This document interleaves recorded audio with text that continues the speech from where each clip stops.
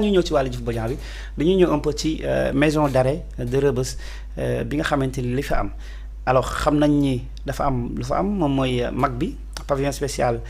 changement direction selon l'information bi nga xamante ni Sénégal moo ko génnee Pape Modou Diouf dañu ko daal di seppi yóbbu ko fi nga xamante ni mooy Nioro kaso bu Nioro lañ ko yóbbu. mité nañ ko yóbbu ko kaso bu Nioro noo gisee loolu. bon dama jàpp ne entre guillemets c'est normal parce que tey jii suñu waxee ne y a des manquements dans l'exercice de sa mission muy maanaam ñu jox la ne la yaay jiite pavillon spécial moom ay manquement war na am déjà des sanctions disciplinaires. donc sanction disciplinaire en attendant ñuy xool l'étendue am na ñoo xam ne sax souvent dañ lay relever déjà de tes fonctions duñ la affecté dañ lay relever mettre à la disposition de la direction générale ñuy fàttali ne du la première fois que genre sanction yooyu di am la dernière fois gisoon nañ ko avec la direction générale de la police bañ gisee ne kii di Madiambal Diaye dafa sàqi daw dem jubali France dem nëbbatu ji ginnaaw bi nga xam ne yoon mu ngi koy wër ki nga xam ne moo nekkoon le commissaire spécial de l'aéroport dañ ko relevé woon de ses fonctions. ki nga xam ne aussi moo nekkoon le chef de la division des investigations criminelles dañ ko relevé woon de ses fonctions donc mu nekk loo xam ne souvent day arrivé et je pense que c'est entre guillemets tout à fait normal que nit koo xam ne dans le cadre de ses prérogatives li nga xam ne jàpp nañ ne da ko waroon defu ko war nañ ko mën a relever donc muy am bëri na am na ñoo xam ne tey au niveau central gis nañ fi Diouf Sarr ba mu fi nekkee ministre de la santé ba mu amee incendie au niveau de Tivaouane dañ ko relever de ses fonctions donc mën nañ laa affecté parce que peut-être manquement jàpp nañ ne am na donc pas muy Nioro muy Kédougou muy Tambacounda fépp fu ñu la mën di yóbbu sanction lay doon alors bon en fait daf ñuy permettre un peu ñu dellu ginnaaw tuuti ci la déclaration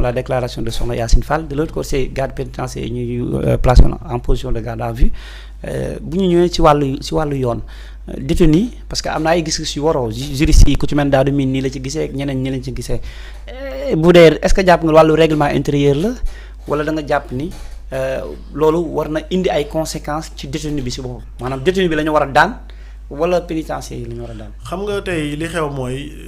ki ñu wax ne Farba Ngom la tudd. dafa nekk en détention provisoire suite à un rapport de la CENTIF li tax may wax suite à un rapport de la CENTIF parce que am na ñu bëri ñoo xam ne dañoo jàpp ne ñi fi nekk ñoom ñoo xëy rek jàpp Farba Ngom yóbbu ko ci kaso bi. c'est parce que dafa am rapport CENTIF boo xam ne dafay exister avant l'arrivée au pouvoir de le président Bassirou Diomaye mais la nga xam ne waroon nañ koo ci defuñ ko parce que le principe c'est quoi c'est que CENTIF su paree su joxee procureur rapport am moo am yoo xam ne dañ leen war a poursuivre le procureur amul droit téye rapport bi da ko war a jox directement le juge d'instruction mu ubbi enquête defu ko pourquoi defu ko xamuñ donc ñi fi ñëw ba nga xam ne la jox rapport yi démarré na Farba Ngom ak ñeneen parce que du Farba Ngom kese moom dafa am lante ak yoon ñu entendre ko placer ko en détention provisoire pendant cette période d'instruction mu laajte à chaque fois muy demander bàyyi négandiku defoon na fi proposition pour caution ñuy fàttali ne l'article 140 du code de procédure pénale li muy prévoir maanaam koo xam ne dañoo jàpp ne da nga def des détournements de deniers publics des escroqueries sur les deniers publics mënoo am bàyyi négandiku tant que ñett yi benn si ñett yi ñëwul teew ñu ne da nga def contestation sérieuse c'est-à-dire que da nga indi ay documents wala nga indi ay preuves bi wane ne xaalis boobu randaloo ko wala xaalis boobu luubaloo ko ñaareel bi mooy nga cautionner montant bi nga xam ne moom lañ lay toppee wala nga rembourser ko 125 milliards la ñu waxoon nañ ne defoon na ay immeubles yu mu indi woon en garantie et cetera juge d'instruction bi nangu ko troisième bi mooy lorsque même ñu ne la même su fekkee yow sa wér-gu-yaram méngoowul sax soo toogee ci biir centre hospitalier mooy maanaam pavillon spécial même Farba Ngom su nee pavillon spécial sax moo mënu faa nekk parce que wér-gu-yaram mënuñu ko donc dañ lay may féexal mais loolu ci début bi la donc instruction bi di dem ba nga xam ne tey jii le juge d'instruction jàpp na ne à l'égard de Tahirou Sarr les deniers n'ont pas un caractère public c'est pas des deniers publics donc nekkul xaalis boo xam ne askan wi ñoo ko moom donc su fekkee xaalis boo xam ne askan wi moomuñ ko donc l'article 140 n'est pas plus applicable donc si l'article 140 n'est plus applicable donc war na mën a joxe ce qu'on appelle la demande une libération provisoire mën na koo jox bàyyi négandiku pour Tahirou Sarr maintenant ñoom ñu ngi wax ne Farba c'est le comment dirais-je, c'est l'accessoire. C'est Tahirou qui était le principal. ñuy fàttali ne en matière pénale la responsabilité pénale est individuelle. ku ci nekk yow la nga xam ne moom nga def ci dayoo boobu noonu lañ lay toppee. Et pourtant ils sont tellement contradictoires parce que ñu ngi wax ne Tahirou on parle de 184 milliards et Farba on parle de 31 milliards alors que su fekkee c'est tel est le cas donc il y a une séparation des deux. am na ku nekk loo xam ne sa responsabilité Farba sur 31 milliards de portée, responsabilité de Tahirou ça porte sur les 84 milliards. Le total ça te donne 100 on parle de 125 milliards. Alors loolu yëpp su weesoo ñu ne Farba dafa nekk nee na dafa feebar. ñu yóbbu ko pavillon spécial mais mu am l'article 2 de la loi 362 du 14 mai 2001 bi nga xam ne mooy réglementer établissement pénitentiaire. L'article 2 mooy wax lan mooy établissement pénitentiaire mu cité à Dakar les établissements pénitentiaires mu cité ci le pavillon spécial donc pavillon spécial prison la. du hôpital mais prison la donc c'est-à-dire que prison boo xam ne prolongement la donc ñuy fàttali rek peut-être ñuy seetaan ñi ko xamul. ñu ne Sénégal ñett camp pénal moo fi am. benn maison d'arrêt moo fi am. Ousseyn ñu bëri dañuy jàpp ne Rebeuss maison d'arrêt et de correction Rebeuss maison d'arrêt la. yeneen yi ñooy doon maison d'arrêt et de correction benn prison pour femmes moo am Sénégal. muy la maison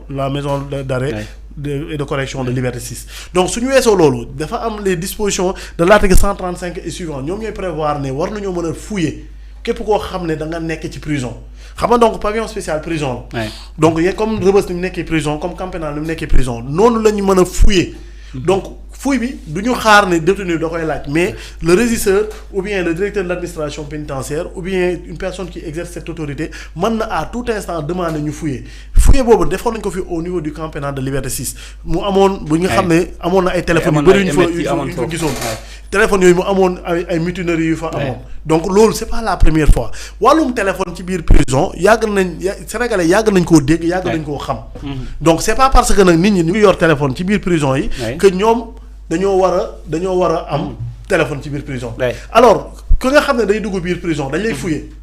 sooy dugg dañ lay fouiller donc ba muy duggalewul téléphone donc fan la jëlee téléphone yi c'est ça la question principale bi nga xam ne war nañ ko poser. Farba dafa yore téléphone. tey jii ñi nga xam ne dañ koy jàppal tànk amul kenn ku weddi ne Farba yore woon na téléphone xam nga su waxoon ne Farba yorul téléphone. donc problème day am mais ñoom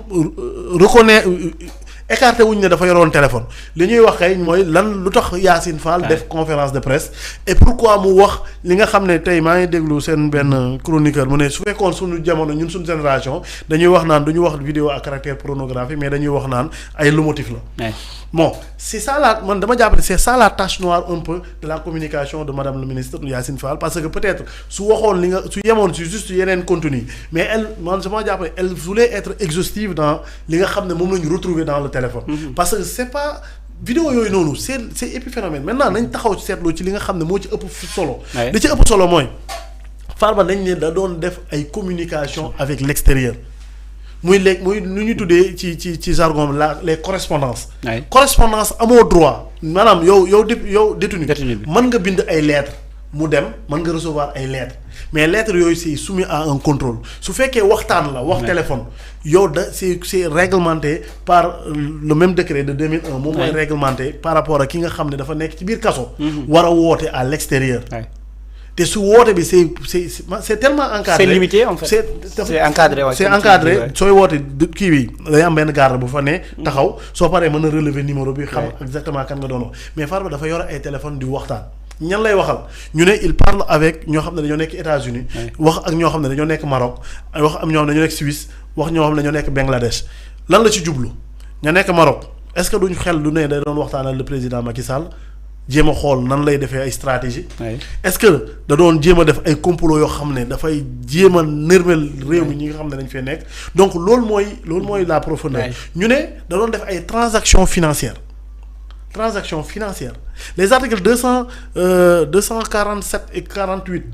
du même décret décret 2001 moom mooy prévoir li nga xam ne mooy par rapport ak xaalis boo xam ne yow da nga nekk détenu da nga ko war a jot wala nga nekk détenu war koo joxe maanaam détenu bi nga xam ne dafa nekk ci biir prison bi ñuy fàtte am na ñoo xam ne ñu liggéey ci biir prison bi dañ leen di fay li ñu leen di fay moo tudd pécule pécule boobu noonu mën nga am koo xam ne peut-être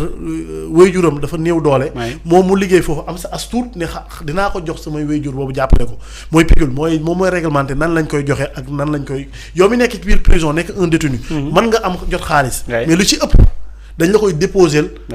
au niveau de la prison yow sa bopp saa yoo soxlaa yow yaay ñëw ne li nga ko fay jël di ko fa jël ba muy jeex wala yow ba ngay génn donc yow ñu ne Farba da doon def ay transactions financières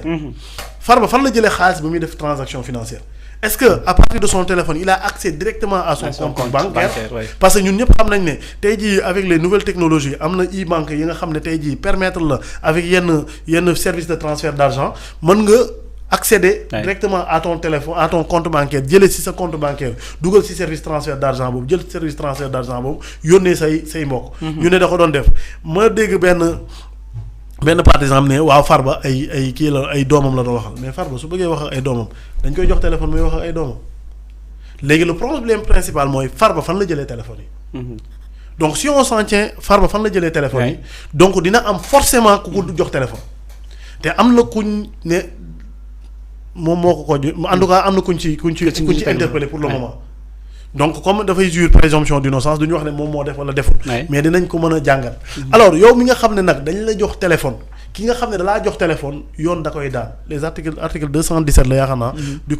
code pénal moom prévoir daan bi je pense que su ma juumee c'est de 1 mois à 6 mois yoo xam ne mën nañ la koo daan nga tëdd ko ay maintenant nag suñ demee nag ñu càmbar en profondeur Farba dafa yore woon PV la yore woon ñu ne PV d'audition ou bien d'instruction boo xam ne yore woon na ko PV kan lan la ci jublu woon ka ko jox lan la ci jublu woon su fekkee portable yi nga xam ne Farba da koo yore woon ay portable am la dana am beneen infraction bu ci am muy léegi l'infraction bi ñuy wax les bris de scellé parce que scellé maanaam yow suñ la jàppee dañuy jël say maanaam ñi nga xam ne peut-être xam nañ commissariat wala brigade gendarme soo ñëwee dañ lay fouiller soo fuyee dañuy jël li nga xam ne dañoo koo fekk ci yow ñu jël ko ñu soit yi nga xam ne dañ koy scellé ñu scellé ko yi nga xam ne scellé wuñ ko duñ ko scellé mais Diouf ma baal la nga continuer Diagne ma baal la nga continuer mais li ma la bëgg a laaj mooy c'est que problème bi du comme ni nga ko évoqué article 217 bi d'accord moom mooy régir li nga xam mooy règlement intérieur peut-être li administration pénitentiaire bi mais de l'autre côté aussi dañu jàpp ni Farba Ngom lu ci mënte am yoon war a ko topp parce que yoon ki mu war a topp moom mooy administration pénitentiaire bi ñooñu la war a topp non loolu c'est un peu simple Daouda Mine loolu la wax en fait non man je suis d'accord avec Daouda ba mu des côté boobu xam lu tax d'accord ma parce que su fekkee moom dugalu ko te article bi dafa article 217 bi ki mu daan mooy ki ko jox téléphone bi mais Farba déjà xam nga tey jii ubbeeguñu enquête suñu ubbee enquête si ngay mën a xam exactement en profondeur lan la def man jox la téléphone bi mën na ñàkk doon infraction ci Farba mais lam def ci téléphone bi mën na doon infraction donc doo yem si jox nañ ko téléphone donc Farba mais tey jii ki nga xam ne dafa jëndul fetel ki jënd fetel jënd ko ci du yoon kooku soo koy topp mën nga topp ci loolu mais ki jël téléphone bi rey nit doo ko ne moom jëndul téléphone bi de mais kon donc waruñ ko topp moo rey nit parce que kee moo jënd téléphone bi non kee moo jënd fetel bi non yow yaa yor téléphone bi da nga doon communiquer instruction kese mu war a permettre ñu déterminer exactement kan ak kan moo ci def lan ak lan parce que ñu ngi ciy wax ay ministre ancien ministre ñu ngi ciy wax des journalistes te comme ni ma ko waxee woon ci benn plateau gis naa ay journalistes yoo xam ne dañoo jël seen chaîne en miniature ci suuf ñu def foofu libérer Farba mais est-ce que ñooñu du ñoom ñoo doon communiquer ak Farba chaque soir heure bii nii ñu toog seen télé yi def seen genre super mbéeraay toog di yàq nguur gi lu leen neex est-ce que du ñooñu la doon communiquer quand on parle de 247 communication loolu nekkul lu tuuti. donc lan la doon wax loolu il faut nga càmbar ko. est-ce que parce que Farba mooy scellé bi nga doon wax ni. voilà léegi est-ce que moo déjà ay téléphone am la. est-ce que si scellé yi est-ce que téléphone am la wala du téléphone am su fekkee du téléphone am déjà kon dañ ko jox beneen téléphone su fekkee téléphone am la infraction bris de scellé day am su fekkee téléphone dañ ko scellé woon. parce que téléphone aussi suñ ko indee mënoo jote ko noonu. donc il faut mu am koo xam ne moo ko jëm jëli jox la ko kan la kañ ca tuumaal moom la wala du moom est-ce que dañ ko jox beneen téléphone loolu yëpp il faut enquête am. ñu door ko déterminer. et fi may daaneele mooy waxoon naa ko. avant muy def conférence de presse man la ma gënaloon. mooy le procureur de la République def conférence de presse bi. mais tout compte fait. ginnaaw bi mu ko defee mën nañ jàpp ne ñu bëri ñu ngi naan waaw dafa dugg ci instruction mais instruction amagul. instruction soo amagul kay nan lay defee violer secret de l'instruction dossier bi nga xam ne dafa concerner téléphone yi ça n'a rien du tout en avoir avec li nga xam ne moom lañ ko doon toppee ci wàllum luubal xaalis bi nga xam ne moom moo ko yóbbu woon kaso bokkul. donc dafa nekkoon dañ ko topp ci wàllum luubal xaalis. mu nekk kaso ci biir kaso. ñu fekk ko ak téléphone. loolu mu nekk beneen infraction boo xam ne mën nañ cee ubbi enquête. suñ ci ubbee enquête nag su fekkee dafa am loo xam ne def na ko lu defut yoon dina ko teg loxo. dina ko daan. et su boobaa ñëpp ñoo xam ne aussi taqee nañ ci. yoon dina ci def. mais Baye bon c'est-à-dire que su ma la déggee sa analyse ak article yi nga évoqué c'est-à-dire que moom Farba logique pour logique dañuy war a ubbi waa instruction si moom c'est-à-dire que Farba day tëddaal beneen 6 mois encore pour ñu xool càmbar loolu d'abord. mais loolu moom procureur kese moo koy déterminer. moom mooy déterminer par rapport ak dossier bii. est-ce que dama koy topp wala du ma ko topp.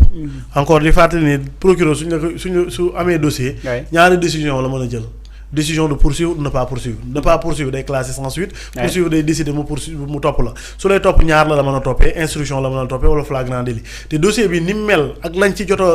a taataan ci ay information jàpp ma ne dossier boo xam ne war nañ ko patamee yóbbu ko en flagrant délit te maa jàpp ne dañ ci war a ubbi enquête. képp koo xam ne da nga cee def loolu defuwut. yoon war laa daan parce que tey jii nag waruñoo nekk ci réew boo xam ne. kumba am ndey ak kumba amul ndey yow da ngaa nekk ñu ne yow milliardaire nga wala millionnaire nga lu la neex nga def te dara du la ci fekk. loolu dafa war a mën a jeex. parce que tey ci biir kaso yi di nga ci fekk ñoo xam ne ganaar lañ wax lañ sàcc. même su fekkee sàcc ganaar infraction la ñoo xam ne def nañ lu gën a yées loolu ñu ngi ci biir kaso bi peut-être amuñ bàjjan amuñ nijaay peut-être ñoom ñoo li ñu xale yi di wax naan ñoom ñoo ñaaw yaay ñoom ñu nekk ci biir kaso bi di purger seen peine alors que koo ci wax ne tey jii nii milliardaire la. wala millionnaire la rek. alibi bi muy wut mooy jéem a daw. mais même si su fekkee am na si ñoo xam ne aussi dañ koy 15. dañuy ñëw dugg kaso. duñu wax ne damaa feebar mosu li journaliste ba waxoon rek. ñu ci bëri balaa ñoo xam ne seen feebar rek ñu jàpp leen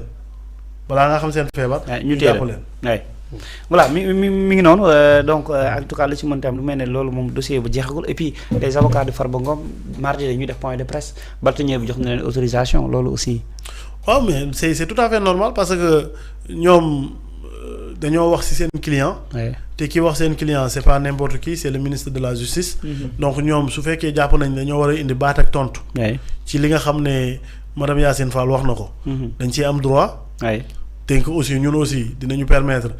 képp koo xam ne da nga nekk ci penc bi di déglu. nga mën a xam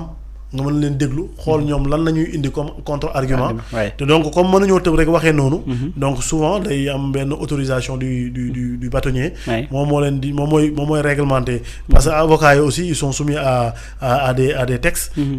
surtout bi nga xam ne mooy organiser l'ordre des avocats. donc duñ tëb a tëb rek di wax noonu ci penc bi donc loolu c'est tout à fait normal donc ñu ngi leen di xaar mardi lan la ñuy teg suñu loxo pour ñu au moins ñu indi ci benn analyse boo xam ne dina permettre ñu xam fan lañ bëgg a yóbbu seen client. fan lañ bëgg a yóbbu débat bi. fan lañ bëgg a yóbbu seen client xam nga ni Sénégal dafay football suba 19h mais coow li bari na trop ginnaaw bi ñu wàccee li nga xamante ni bi ñu